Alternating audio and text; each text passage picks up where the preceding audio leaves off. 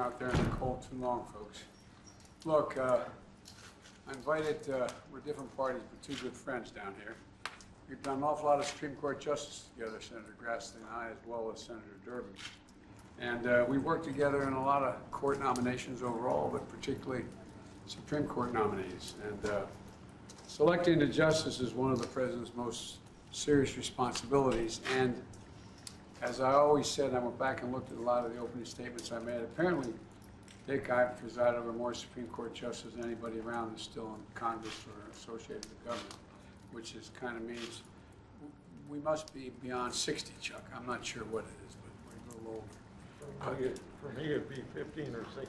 Yeah, well, and I started way back early on in the early 70s. At any rate, what we're going to do is, I've said before, and I went back and looked at some of the opening statements I made from justices over the years, that, you know, the Constitution says advise and consent, advice and consent. And I'm serious when I say it, that I want the advice of the Senate as well as the consent, if we can arrive on who the nominee should be.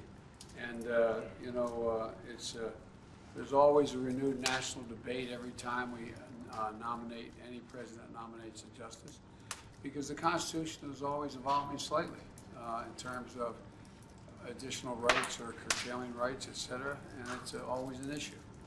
And there's several schools of thought in terms of judicial philosophy, and we'll see. But the fact is that I'm looking for someone who I can, this is not a static issue, it flows back and forth.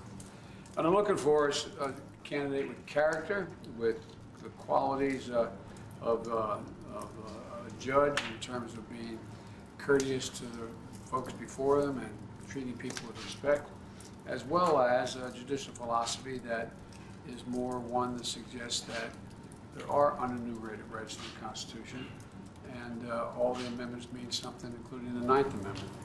And but I intend to take this decision, make this decision, and get it to my colleagues by the end of the month. That's my hope. And I'm looking forward to their advice and how to proceed and how the hearings will be conducted and the like. So thank you very much. We're going to get a chance to talk. I want to hear from them today.